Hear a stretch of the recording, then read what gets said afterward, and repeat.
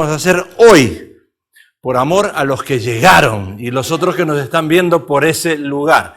Así que vamos a hablar de yo el dinero. Ese va a ser el tema.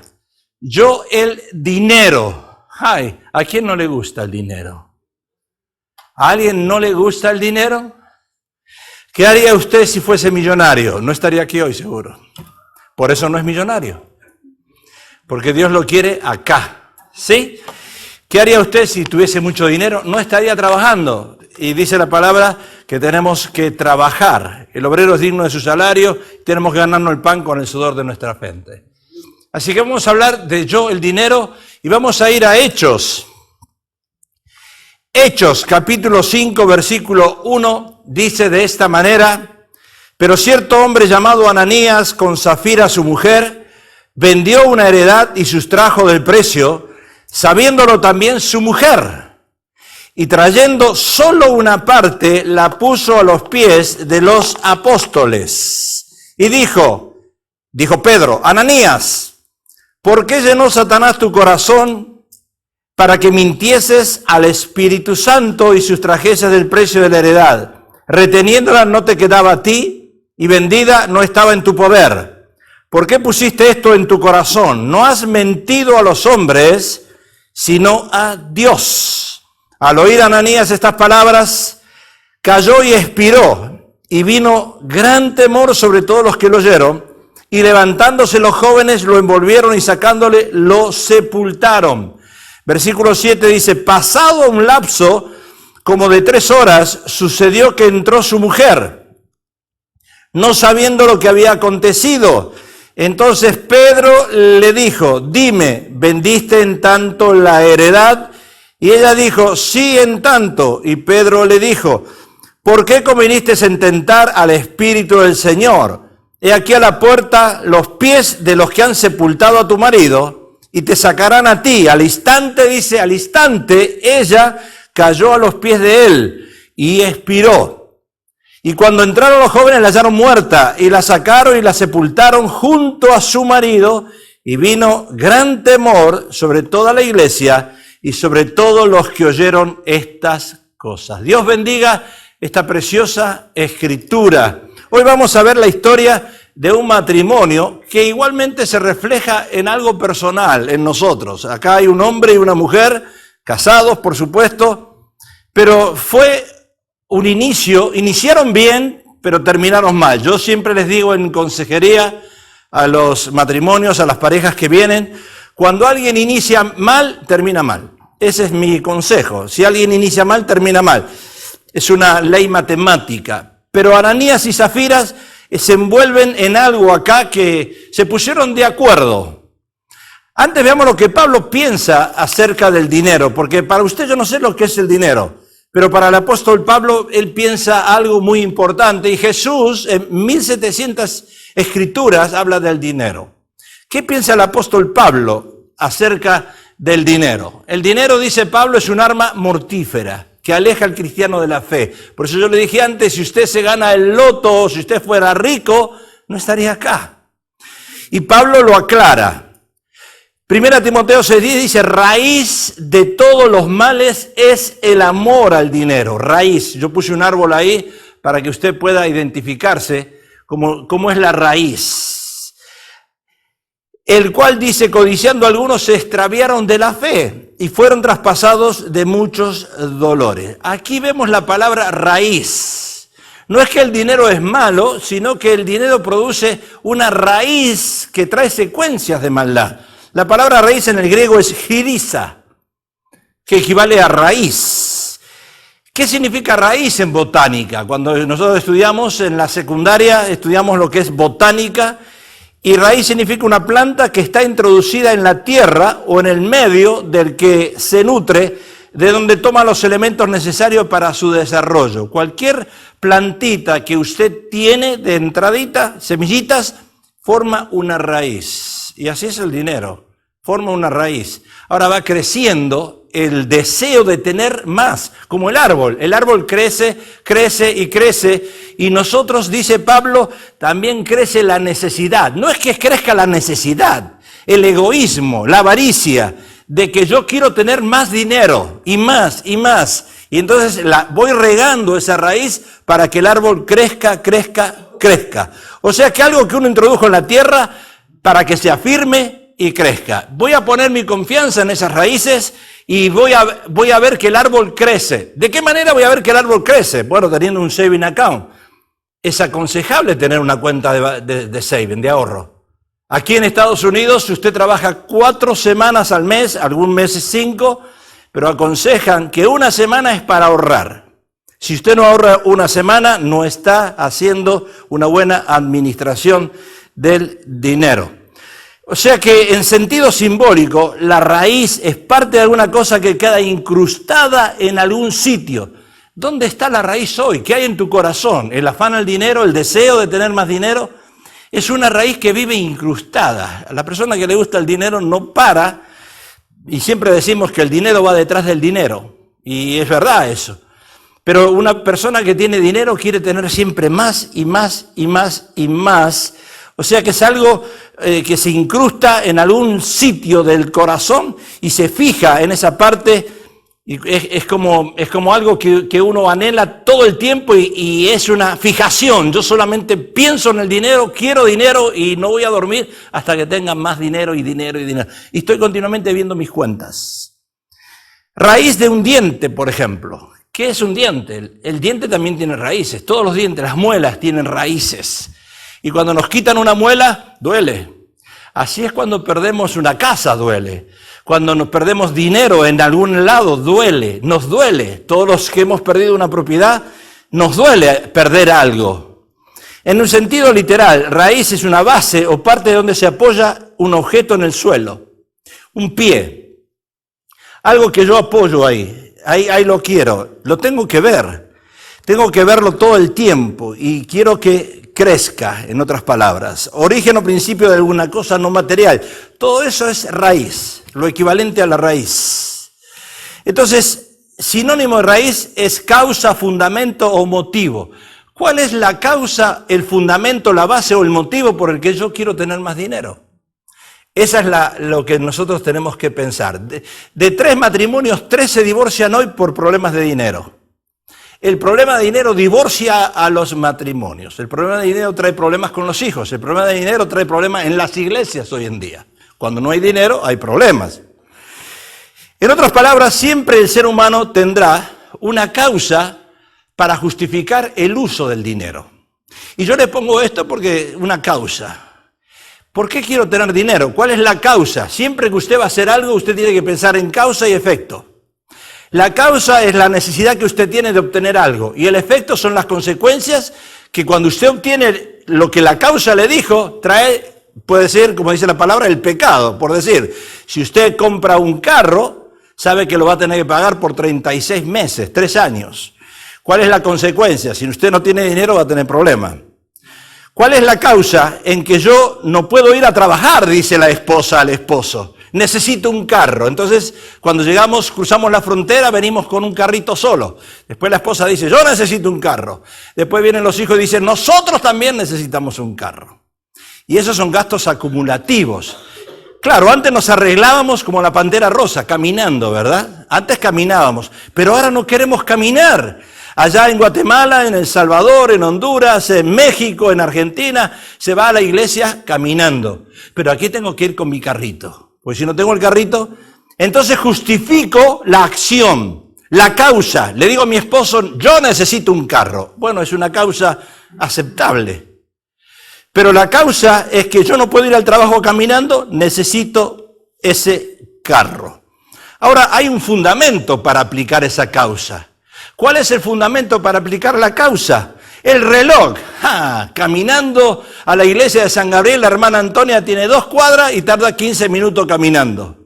Con el carro tarda 2 minutos. Entonces viene la hermana Antonia y le dice al hermano Gabriel, Gabriel, yo necesito un carro porque para ir a la iglesia Majestad, en vez de tardar 15 minutos, yo llego en 2 minutos. Entonces el esposo dice, tiene razón. Y le compré el carrito. Yo pongo a Antonia, por ejemplo, por decir, ¿verdad? Porque ella vive aquí a 2 cuadras. Podría venir caminando. ¿Viniste caminando algunas veces? Nunca, ¿verdad? Algunas veces sí, pero la gran mayoría con un carrito, empujándote. No, andando a gasolina. Entonces hay un fundamento.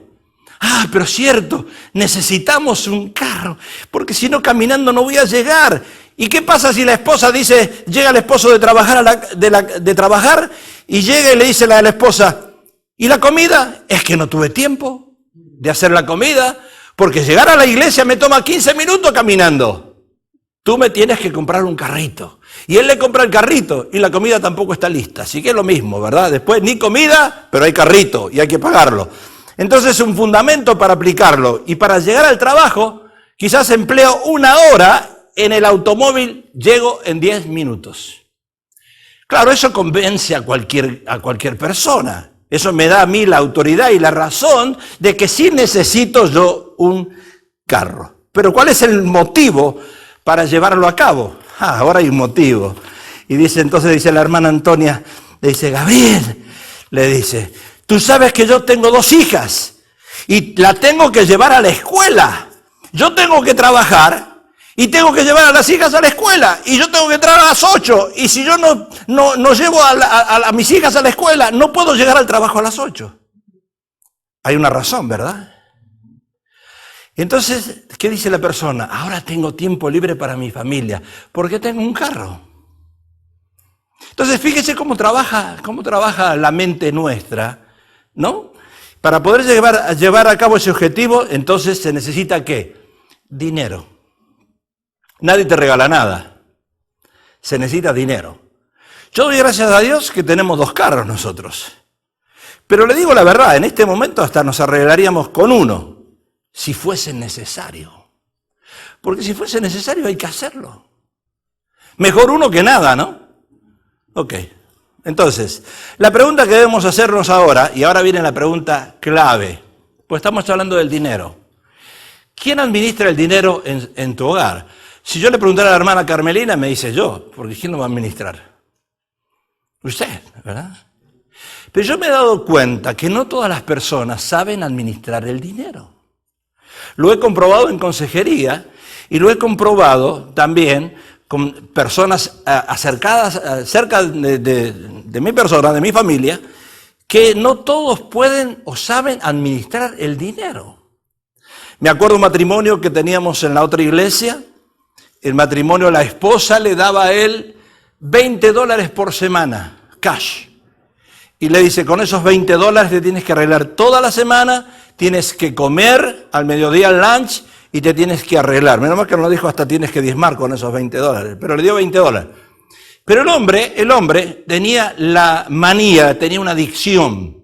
A él le gustaban las corbatas, la pastora lo dijo un día, y él donde iba se compraba una corbata. Quiere decir que esos $20 lo usaba para comprarse una corbata. Prefería comprarse una corbata y no comer el lunch.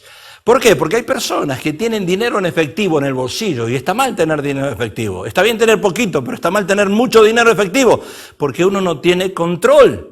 Cuando usted tiene cash, decimos acá, dinero en efectivo, usted no tiene control de las entradas y las salidas. Usted no sabe cuánto gasta, cuánto tiene. Entonces no hay control.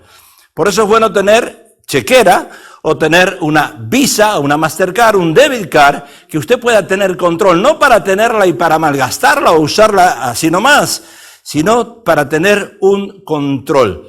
Digamos que usted tenga $100 en el bolsillo, hoy venga su hija le pida 20, venga la otra hija le pida 20, venga su esposo le pide 10, llega al final del día y usted se queda con $40 y dice, ¿dónde se fue el otro dinero? Ya ni me acuerdo. Y ahí empieza el problema. Si usted no sabe administrar el dinero, tenga cuidado porque así puede empezar el problema. ¿Quién administra tu hogar? Hace 50 años atrás, las decisiones en el hogar las tomaban las mujeres. Comentó una abuelita de 80 años.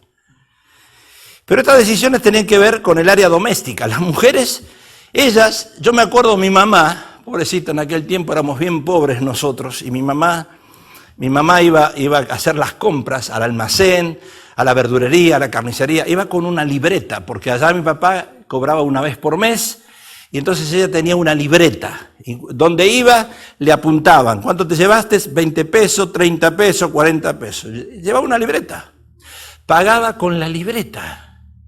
Y a fin de mes Mi papá tenía que pagar todo lo que mi mamá gastaba. Se tenía que cuidar, por supuesto que se tenía que cuidar, porque no podía gastar. Yo me acuerdo, hermanos, que a mí me gustaban mucho las galletitas, los cookies, y nunca pudieron mi mamá comprarme cookies porque no alcanzaba. Así que yo fui un niño que crecía pan y leche y a polenta en aquel tiempo.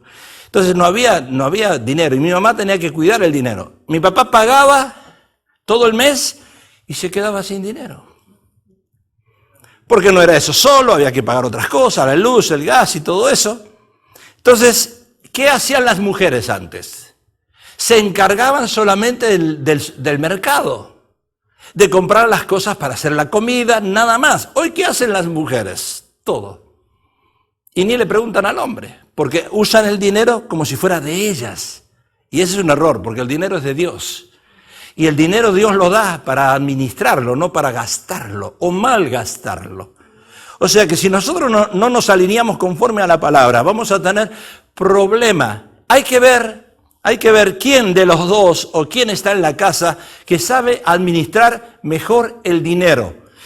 Y entonces esa persona tiene que administrarlo y también manejarlo. Hoy en el nuevo milenio, la mujer toma las decisiones en el ámbito de las finanzas y los hombres en el área doméstica. ¿Qué quiero decir con eso? Los hombres son los que hacen la comida, los que pasan el vacuum, y las mujeres son las que usan la chequera y gastan el dinero. En líneas generales es lo que está pasando hoy en día. Eso contradice lo que la palabra de Dios está diciendo. Entonces veamos por qué ocurre esto. Porque las mujeres están en las grandes decisiones. Son las mujeres las que dicen, vamos a comprar una casa. Bueno, me tiene que gustar a mí. Yo me acuerdo una vez compré una casa en Burbank y ni la llevé a mi esposa. Yo mismo tomé la decisión. Creo que fue la única vez que tomé una mala decisión en mi vida. Porque si no le gusta a tu esposa lo que estás comprando, ¿para qué lo compras? En aquel tiempo todavía yo no había aprendido muchas cosas como uno aprende después con la Biblia. Y me fui ahí y digo, voy a tomar una decisión. Esta casa a mí me gusta y esta casa yo la voy a comprar. Pero ¿saben por qué? Porque el hombre es práctico. Entonces yo vi una inversión buena, la casa estaba barata, había que reacondicionarla, había que remodelarla, y yo dije, acá le pongo $20,000, la hago nueva y me gano $100,000. Mi esposa no vio eso. Mi esposa entró ahí y dice, ¿y esto qué es esto? Y cuando la mujer piensa que hay que remodelar y trabajar y hacer polvo, muchas mujeres no quieren hacer eso. Entonces me dice mi esposa, esta casa no me gusta, no es para mí. Y yo por adentro dije, ya sé que no es para ti, pero déjamela arreglar. Hacemos dinero con esta casa. Bueno, fracasé, ¿verdad? Tuve que ir a buscar otra. ¿Por qué? Porque la casa es para la reina, no para el rey.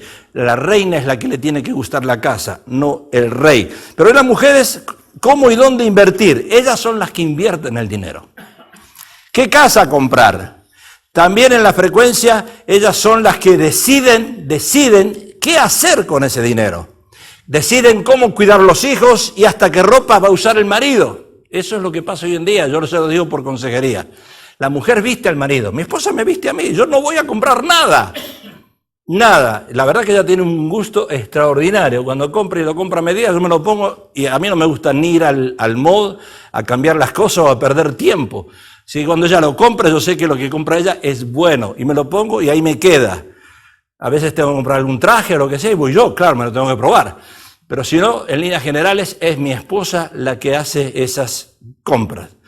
Los roles cambian. La incorporación de la mujer en el trabajo. 50 años atrás la mujer estaba en la casa y mi mamá nunca trabajó. 50 años atrás la mujer estaba en la casa. ¿Qué hacía la mujer? Hacía la comida para el esposo, hacía la comida para los hijos y esperaba al esposo a la noche que volviera de trabajar. Es lo único que hacía una mujer antes. Estoy hablando 50 años atrás, no había celular, no había computadora, no había nada de esas cosas, así que imagínense cómo una mujer vivía en aquel tiempo. Entonces la mujer, hoy en día, al salir a trabajar y al tener roces, cambió su forma de pensar, su forma de hacer las cosas, y ha adquirido patrones de autoridad y de jerarquía y en la distribución de responsabilidades. Ella dice, ahora yo soy la que mando. Ahora yo soy la que manejo el dinero, ahora yo soy la que lo voy a distribuir. Y ocurre un fenómeno en matrimonios que tienen dos cuentas, cada cual tiene su cuenta, y uno paga una cosa y otro paga la otra. Déjeme darle una estadística en un presupuesto familiar actual. Un 56% de los encuestados señaló que este tema es manejado por la pareja en conjunto, hablando de matrimonios. Un 28% dijo que el asunto es de ella, un 16% de él. O sea que la gran mayoría son los que se basan que la mujer es la que está manejando. Y claro, hay algunas mujeres que saben administrar bien el dinero, bien administrar el dinero. Pero esto nos lleva a nosotros a tener dos cuentas separadas, cada cual maneja su dinero por su lado. Yo tengo que entender cuando hablo de dinero, y a mí me ha pasado, llevo 40 años en el Evangelio y Dios me ha escarmentado muchas veces. Yo me vi en el suelo, tirado en el suelo, he perdido todo muchas veces, no una vez sola, varias veces el Señor me ha quitado todo, como le pasó a Job, hasta que uno madure.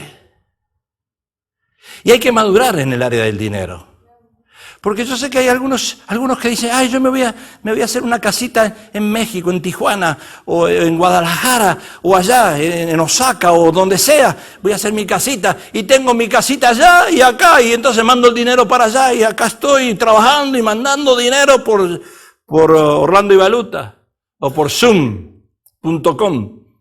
Mando el dinero y me mato trabajando acá y tengo a alguien allá. ¿Y que a quién tiene? Y tengo a mi hermanita viviendo allá que me la cuida, mi mamá me la cuida y me la cuidan. No, te la cuidan, no, te la están usando, la rentan por allí, la alquilan. Vaya a saber qué están haciendo por allí. Entonces, ¿qué pasa? Uno tiene un pie acá y otro pie allá y no es feliz, ni acá ni allá. Cuando llegamos a Estados Unidos vinimos con esa mentalidad. Todo el mundo viene con esa mentalidad. De venir a hacer dinero y edificar algo en su país natal.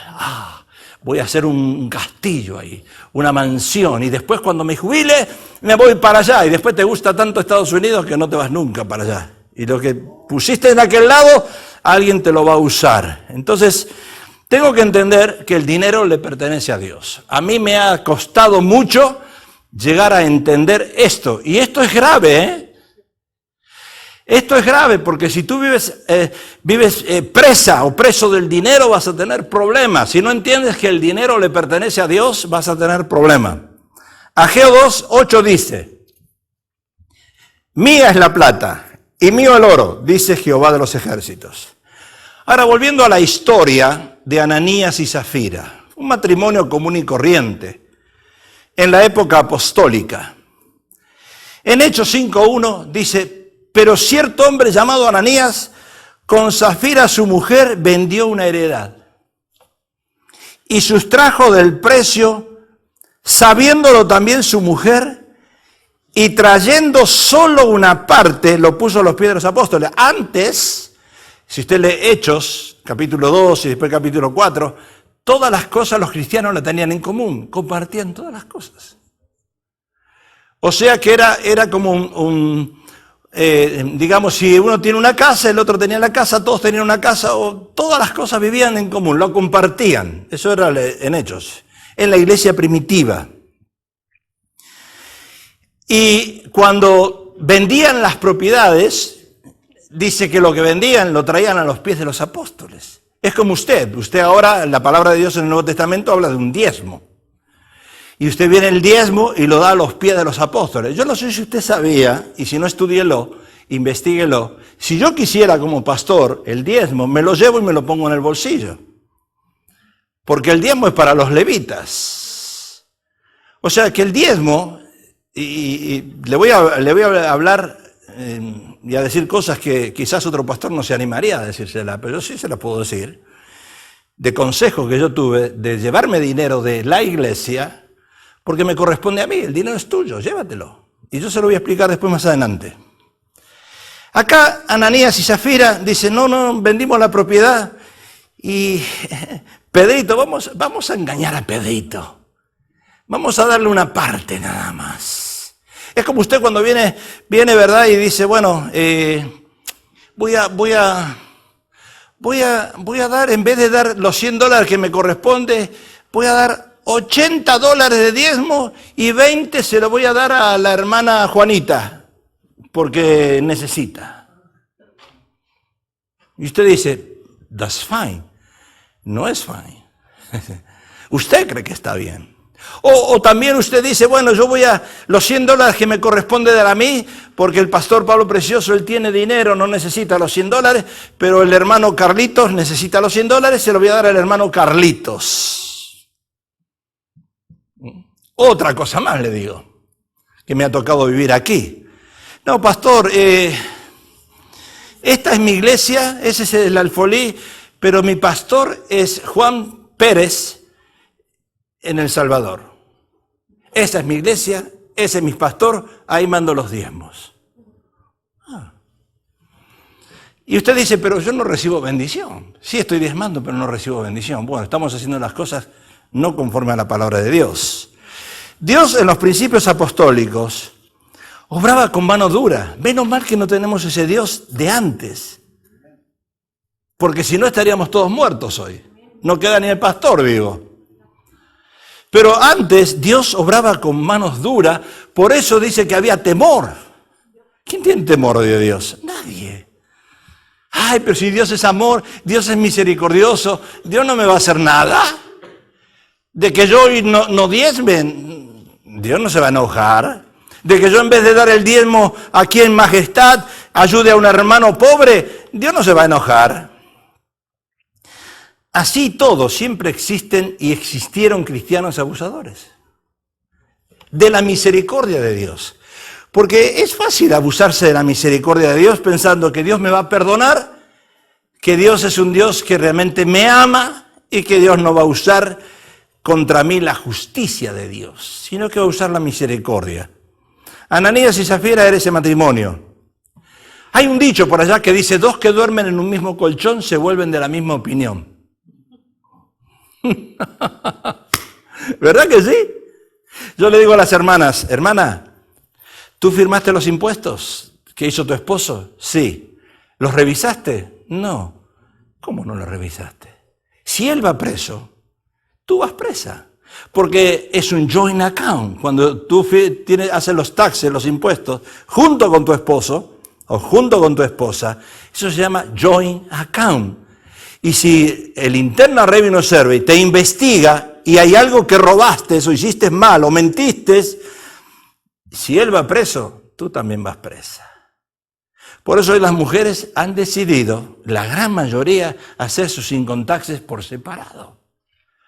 Porque los hombres por lo general mentimos, las mujeres también, pero los hombres más, en los impuestos, diciendo, no, el tío Sam a mí no me va a agarrar nada. Yo tuve investigaciones de Internal Revenue Service que usted ni se lo imagina, las investigaciones que yo tuve, con puntos sobre la I, mostrando entradas, salidas, gastos, todo, porque hasta que un día mi contador fue y los agarró a ellos y le dije, usted es la última vez que investiga a mi cliente.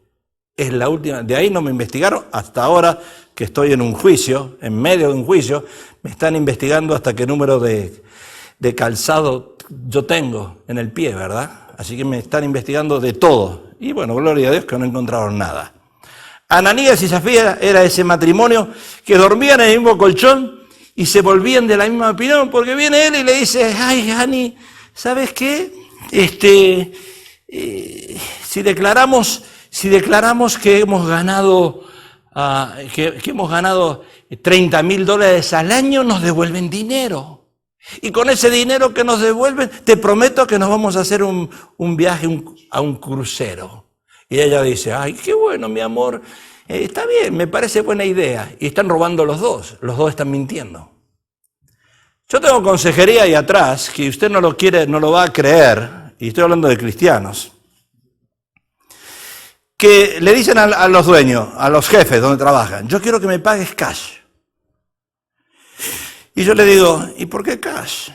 Sí, porque si nos pagan cash, podemos tener estampillas, ir a buscar estampillas y sacar estampillas del gobierno, vivir con estampillas, entonces él no tiene que hacer un child support muy fuerte conmigo, y hacen cada embrollo. Y yo digo, esperen un poquito, yo no los entiendo a veces, trato de entenderlos, pero no los entiendo, la forma como viven, que ella tiene su dinero y entonces ella tiene que mostrar que el ingreso que ella tiene es de $1,000, 1,200 por mes, y entonces el marido no está en la casa, el marido figuran como si estuvieran divorciados, ella entonces se presenta como a buscar ayuda social. Bueno, si entra Trump, se acaba esa ayuda social como presidente, porque todas esas cosas van a desaparecer, pero ahora eso está. Y estamos hablando de cristianos. Entonces, dos que duermen en un mismo colchón se vuelven de la misma opinión. Hay otro dicho que dice, criados como barco a la deriva. Otro dicho dice, a caballo regalado no se le miran los dientes. Otro dicho dice, a cada santo le llega su día. Hay otro dicho que usted lo conoce, a Dios rogando y con el mazo dando. Otro dicho dice, a la tercera va la vencida. Otro dice, a lo hecho pecho. Otro dice, a otro perro con ese hueso. ¿Qué dice otro? A palabras necias, oídos sordos. Y otro dice, este me gustó, a quien Dios no le da hijos, el diablo le da sobrinos. Y otro dice, a río revuelto, ganancia de pescadores. Entonces el pueblo latino está acostumbrado con estos dichos. Y los usan. Eso eran Ananías y Zafira, usaban esos dichos, sabiendo que el dinero le pertenecía a Dios, que ellos tenían que traerlo a los pies de los apóstoles. Ahora dile al que está a tu lado o al que está atrás, ¿por qué le robas a Dios? Dile, yo no lo miro a nadie.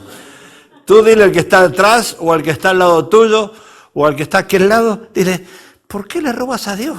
¿Acaso te crees que Dios es tonto?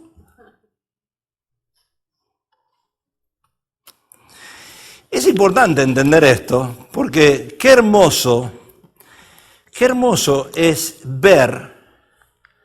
Mire, yo le traje esto, porque esto nos pertenece a nosotros aquí.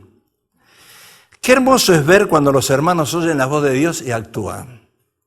En una semana hemos juntado $800. Yo doy gracias a Dios por lo poco que somos en esta iglesia y los dadores que son, porque yo me quedé anonadado, hace falta juntar $3,000 en 3 semanas y en la primera ya se juntó $800. Y ustedes vieron que se hizo ese trabajito ahí atrás, vino el inspector y aprobó, tenemos un insurance de $1,200 anuales, menos vamos a estar pagando. O sea que, qué hermoso es ver cuando los hermanos oyen la voz de Dios y actúan.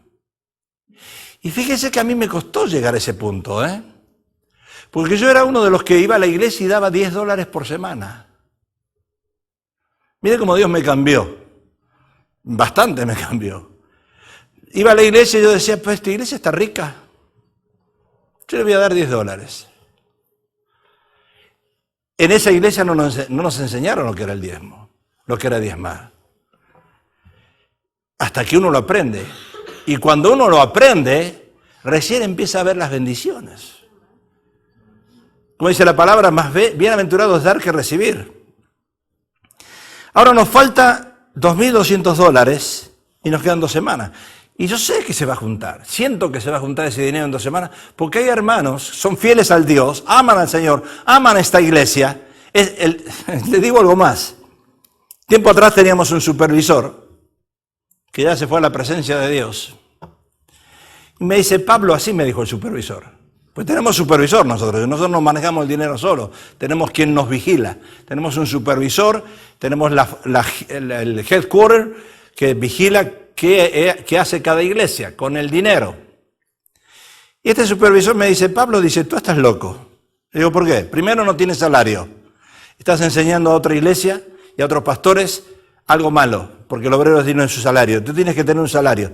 Le digo, ¿cómo? ¿De dónde voy a sacar un salario con $5 o $6,000 que entran por mes? Imposible sacar un salario. Me dice, bueno, pero tú tienes que sacar un salario. Y después me dice, ¿para qué estás arreglando la iglesia? Déjala que se caiga. ¿Para qué te interesa el edificio? Y yo me quedé asombrado. Y yo le digo, hermano, dime una cosa. Es la casa de Dios. ¿Acaso David, Salomón no arreglaban el templo? El templo de Dios tiene que estar bien. Dice, no, pero eso no lo hace nadie. Tienes que pensar primero en ti. Primero es tu salario. Y después si hay que hacer algo, lo haces. Y si no, no lo haces. Ese es el consejo que yo tuve de mi supervisor, que ya se fue al cielo, ¿ok? Y que muchos pastores hacen, que primero dice, mi salario. Yo me acuerdo del pastor en esta iglesia, el anterior, ustedes de los que están aquí quizás no lo conocieron, cuando nos pusieron a nosotros y nos instalaron de pastor en el año 91, el pastor que sacaron de este lugar, robaba acá. ¿Y cómo lo va a robar si no tenía para poner gasolina al carro?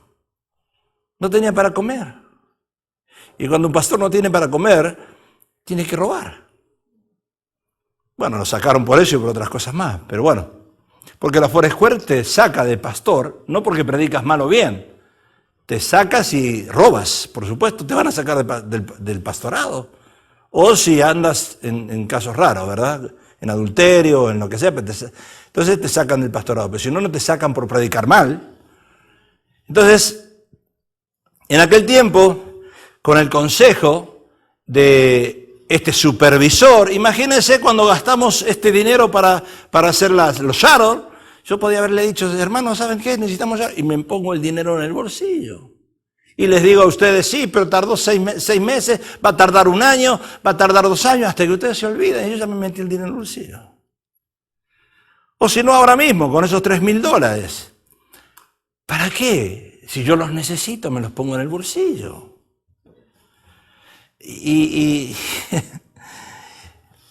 Entonces, esto es algo importante, porque hay muchos pastores que hacen eso. No se lo cuente a nadie usted. No se lo cuente a nadie. Es triste. Porque una de las cosas que la congregación, mire, yo les digo esto a ustedes, porque son los que son, ustedes tendrían que tener cuidado de los pastores y del salario del pastor. La congregación, una congregación madura, la primera cosa que tiene que estar preocupada es del salario del pastor. Porque si el pastor no tiene una entrada, un salario, va a llegar un momento que va a robar. En el caso nuestro, Dios nos ayudó, gracias a Dios que tenemos nuestras entradas por otro lado. No necesitamos vivir de la iglesia, del ministerio, pero hay que pagar la radio, hay que pagar muchas cosas que hace falta dinero. Entonces, hay que preocuparse, claro que hay que preocuparse por el bienestar de los pastores, pero muchas iglesias no lo hacen. Entonces, la Biblia enseña que no solo la riqueza hacen al rey. Quiero volver un poquitito antes de entrar ahí.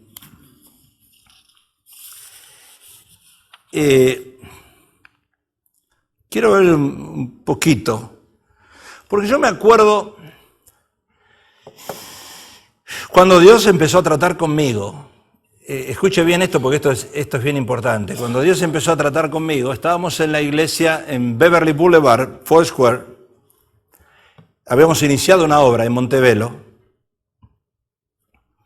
y hacía falta agrandar una oficina, tirar abajo paredes, agrandar una oficina y hacer un trabajo bastante fuerte en aquel tiempo. Entonces, a mí me gusta, yo sé, he trabajado, puedo levantar una casa, he levantado 2 casas, puedo trabajar en construcción sin problema, conozco. Entonces le dije al pastor, yo lo hago.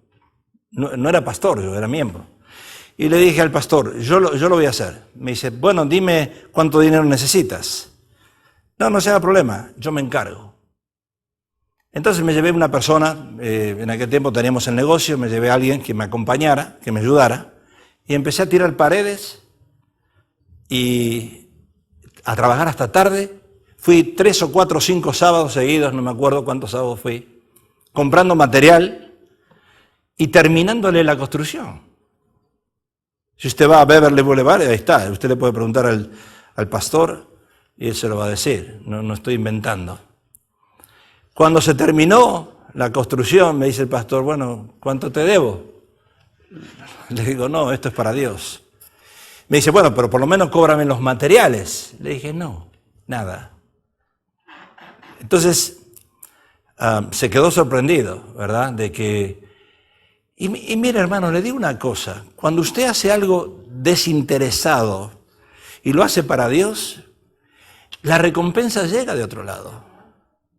Yo lo he pasado, lo he vivido una experiencia propia. Yo he visto como Dios nos ha bendecido a la pastora y a mí, porque uno hace cosas para Dios. Uno hace cosas para Dios. Hoy tuvimos un llamado de radio de aquí de Sion TV para ir a ministrar ahí en el programa de radio, y la pastora me dice, vamos, ¿y qué ganamos? No ganamos nada. Le digo, Elena, le digo, lo que ganamos no lo vamos a ver aquí en la tierra. Y a veces uno se cansa de hacer cosas gratis. Yo llevo 25 años en esta iglesia sin salario. Y por supuesto que uno se cansa, ¿verdad? Pues yo tendría que tener un salario acá, somos dos que trabajamos, mi esposa y yo. Tendríamos que tener un salario por lo menos de $5,000 a $6,000 mensuales, entre los dos. Por lo menos tendríamos que tener ese salario. Y 25 años trabajando y sin salario. Y usted dice, ¿cómo puede ser? Pero veo cuando usted hace algo para Dios y usted siente que el Espíritu Santo le dice, está bien, hazlo. Dios te va a recompensar. ¿Cuándo? No sé. Pero Dios te va a recompensar. Entonces es muy importante entender eso. El ser desprendido. El ser para Dios y no lo mejor. Y yo siempre le digo, para Dios lo mejor. Y hoy hablando con dos ministros de alabanza que me llamaron para venir, quieren venir a ministrar. Uno de ellos, el otro no todavía, pero uno me pregunta, ¿va a ser por salario? ¿Me van a pagar? Eso es lo que tenemos ahí afuera. Y después uno quiere bendición. Entonces, no solo la riqueza hacen al rey, dice Jeremías. Dice, hay del que edifica su casa sin justicia y su sala sin equidad, sirviéndose de su prójimo de balde y no dándole el salario de su trabajo. ¿Qué dice? Edificaré para mi casa espaciosa, salas airosas, y le abre ventanas y la cubre de cedro, la pinta de bermellón. ¿Reinarás porque te rodeas de cedro? Este Jeremías es tremendo, ¿eh? ¿No comió y bebió tu padre e hizo juicio y justicia y entonces le fue bien? Él juzgó las causas del afligido y del menesteroso y entonces estuvo bien. ¿No es esto conocerme a mí, dice Jehová? Mas tus ojos y tu corazón no son sino para tu avaricia y para derramar sangre inocente y para opresión y para hacer agravio. El Papa mandó un mensaje a Argentina y le dijo al presidente Macri, por favor, tengan cuidado con los pobres, se están muriendo de hambre.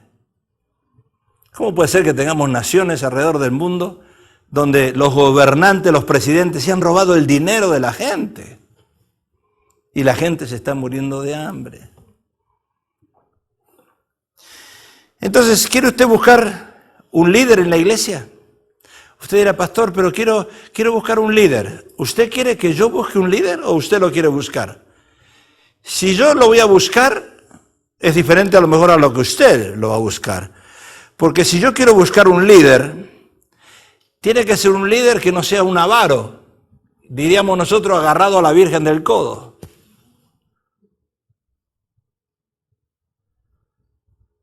El líder que dice, hermana Belina, te invito a comer, vamos, y paga. El líder que dice, uy, hace falta hacer algo en la iglesia, mira, se quemaron 2 luces, va y las compra y no me trae el recibo. Pues si usted me trae el recibo ya perdió la bendición. Yo se lo voy a dar, le voy a dar el dinero, pero si usted me lo trae, pierde la bendición. Ese es el líder. No es el líder el que canta bien, o el que toca bien el keyboard, o los drums, o predica bien. No, el líder es esa persona que un día se dio cuenta que hacía falta algo. No haga como No haga como esa hermana que un día se deshizo de todos los quehaceres de la cocina, las ollas, toda usada, se compró un juego de toda nueva y trajo lo usado a la iglesia y lo nuevo para ella. Así no trabaja Dios. No sé si me está entendiendo.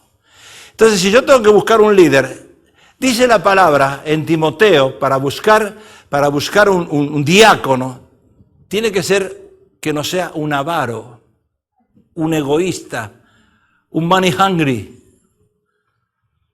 Tiene que ser ese hombre y esa mujer que sean desprendidos, que cuando haya necesidad, vengan al encuentro de la necesidad. Acá dice Jeremías, reinarás porque te rodeas de cedro. Ahora, en aquel tiempo se hacían casas, como hoy en día se hacen casas, pero se hacían casas de cedro. Cedro es una madera muy costosa. Y entonces ahí le dice Jeremías, ¿te vas a jactar porque estás viviendo en una casa lujosa y te olvidas del templo? Hoy el cedro es comparado a un automóvil costoso. ¿Verdad que podemos tener un automóvil, un buen automóvil, pero que no sea tan costoso? Que nos lleve. Podríamos tener eso en vez de tener un automóvil costoso. ¿Sí? O también alhajas. ¿Qué tal las alhajas de las mujeres? Alhajas por todos lados.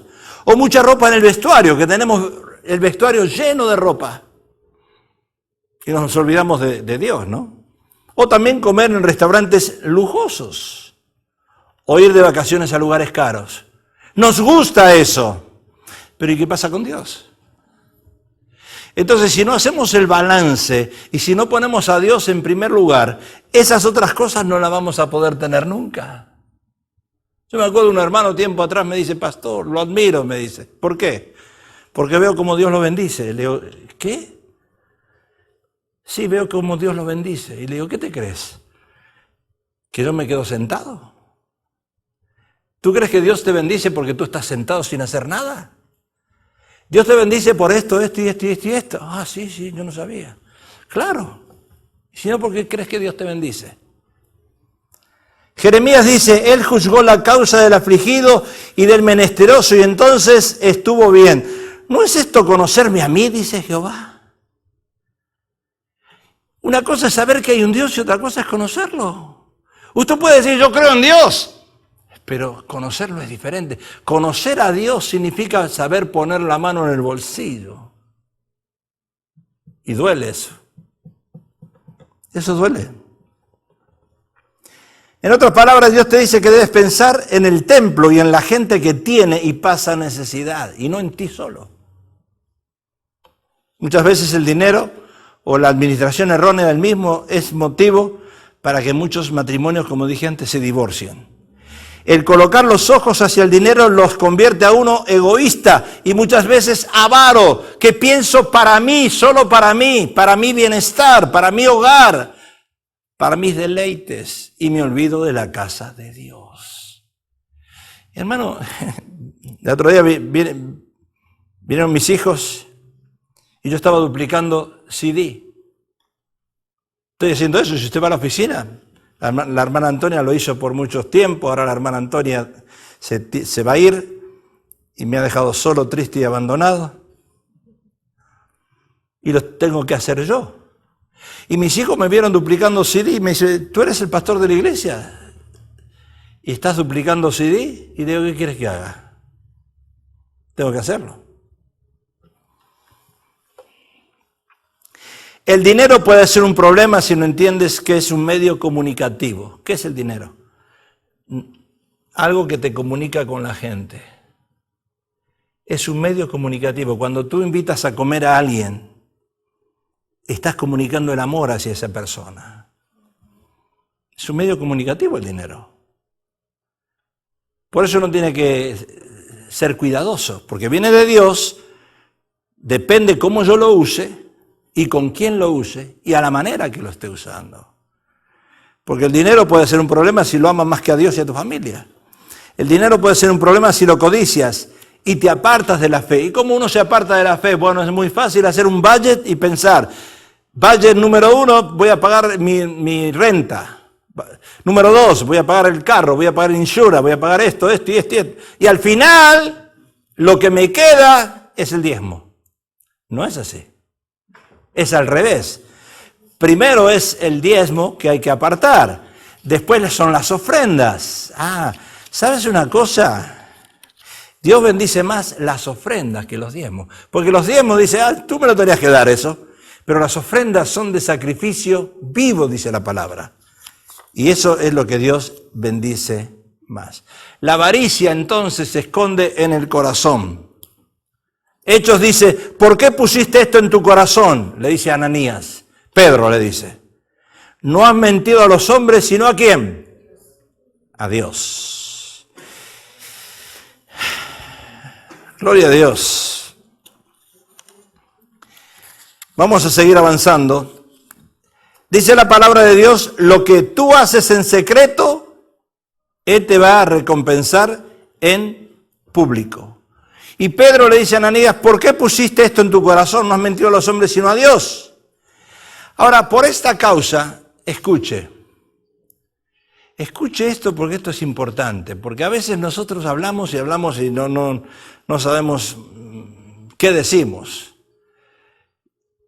¿Por qué estamos tan desinflados? ¿Por qué estamos tan caídos? ¿Por qué estamos tan preocupados y tan afligidos?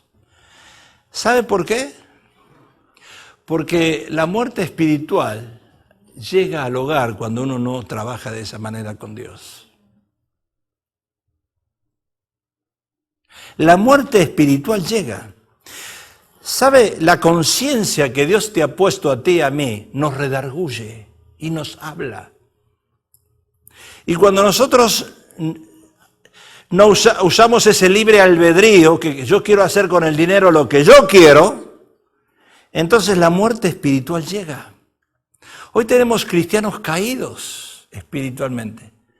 Y yo puedo decir, bueno, el cristiano está caído porque no lee la Biblia, porque no ora, porque no viene a la iglesia.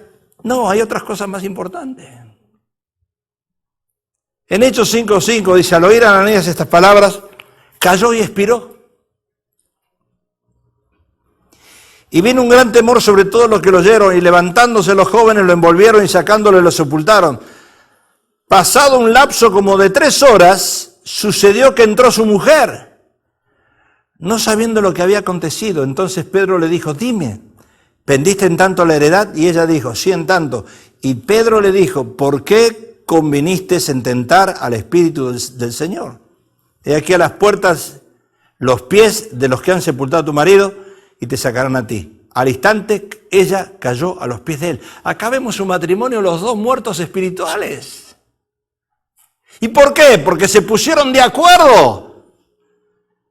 Ellos no estaban sirviendo a Dios, ellos no estaban glorificando a Dios, ellos no estaban llenos del poder de Dios.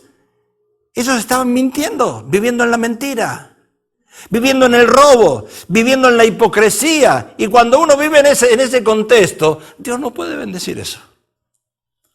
Y llega la muerte espiritual.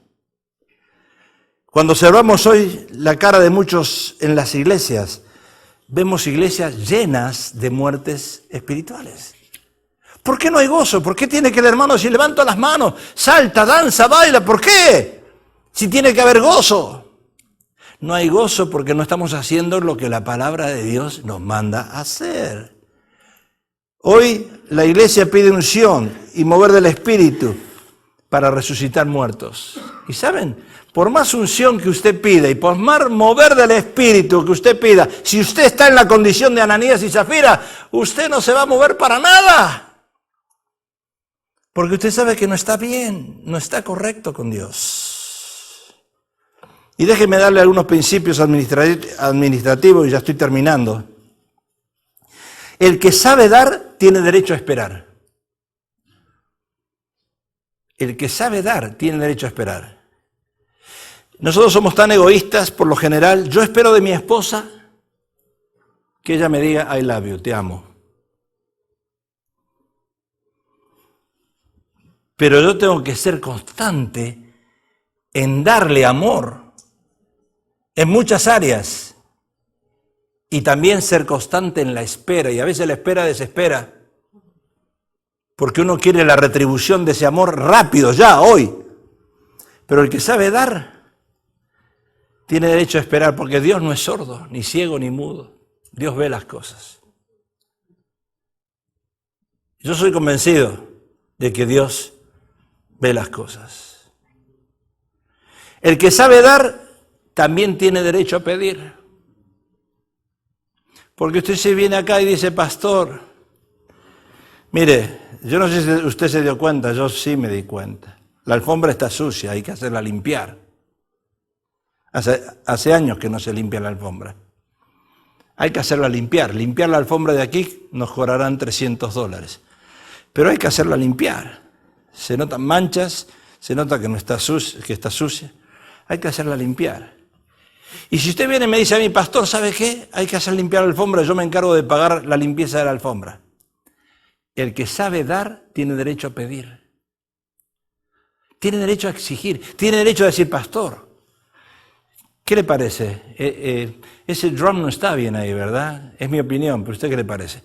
Tiene derecho a opinar una persona que sabe dar. Y el que sabe dar tiene derecho a recibir. 3 puntos. El que sabe dar tiene derecho a esperar.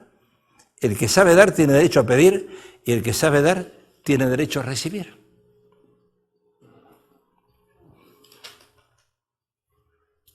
Porque si yo quiero amor de ustedes, tengo que mostrarles amor a ustedes.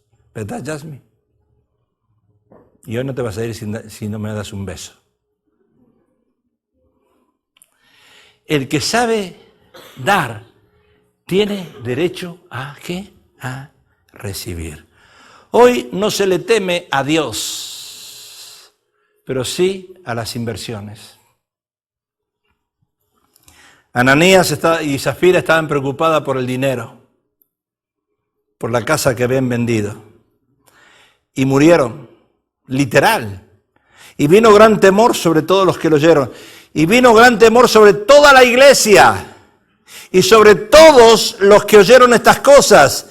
Murieron los dos en un lapso de 3 horas. Mire, usted no puede creer esto, pero yo no puedo llegar a la iglesia un domingo saltando y alegre y el otro domingo así. Y hermano, ¿qué te pasa? Bueno, usted no sabe, pastor.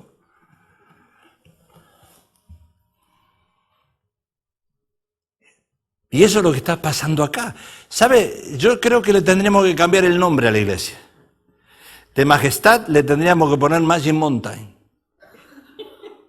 Porque esto es como una montaña rusa.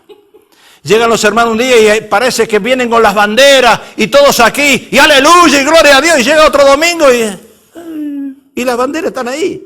Y las banderas te dicen, ¿y qué pasa que no me agarras? ¿Y por qué no me tomas? ¿Y por qué no sales a danzar? Las banderas están esperando porque ellas quieren recibir amor, atención. Y ahí nos miran. Y un domingo las agarramos como de lástima, ¿verdad?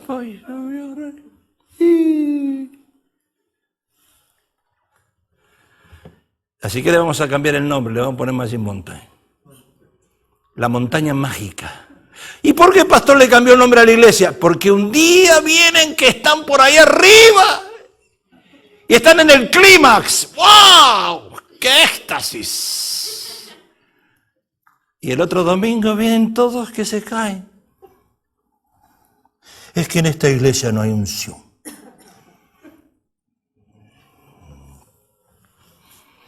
Ananías y Zafira murieron en un lapso de 3 horas. Tú puedes morir en menos de media hora si haces alguna inversión mal hecha. En menos de media hora, ¿sabes? Yo me acuerdo, a nosotros nos tocó años llegar a comprar una casa en Burbank, en la montaña. La pastora soñaba con tener una casa en las montañas y Dios nos la concedió. Pero ¿sabes una cosa? Después el orgullo hizo que la perdiéramos. Y otra vez tocamos fondo. Porque lo que tú construyes y trabajas con sacrificio en tantos años, Dios dice, ¡ay, para afuera! Porque viene el orgullo, ¿verdad? Y después del orgullo viene la caída.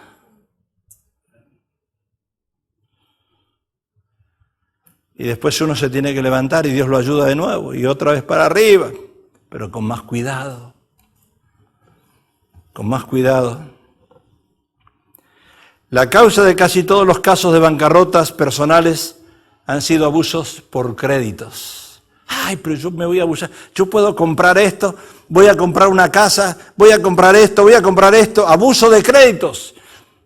Una de las cosas que me ha ayudado a mí, hasta que después pusimos el negocio, es vivir con lo que uno gana y gastar con lo que uno tiene, no pedirle al banco nada. Esa es la mejor inversión que usted puede hacer. En otras palabras, la impaciencia para obtener las comodidades de la vida hace que yo pida un crédito, una tarjeta de crédito, otra y otra y otra, y esté gastando, no tengo control y al final pierdo todo, hasta pierdo mi crédito. Entonces hay dos clases de gastos, que son los gastos necesarios, comida, casa o carro. Pero los gastos innecesarios, tu closet, si está lleno de ropa, es un gasto innecesario.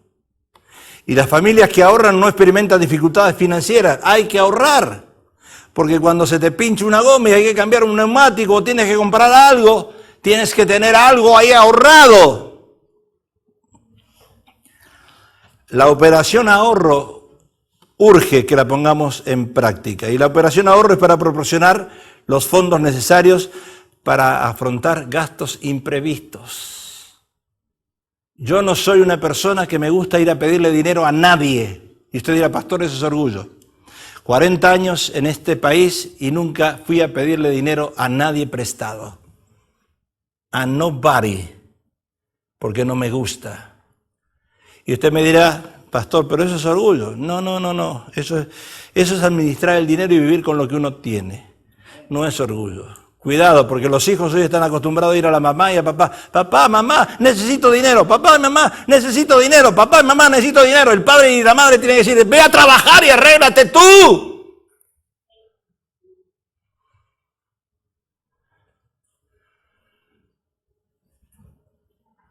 ¿Sí? ¿Me está entendiendo? Porque esos papá y mamá que después van atrás de los hijos y le dan todo el dinero, se van a quedar en la calle. Ejemplo bíblico del ahorro, Proverbios 6:6.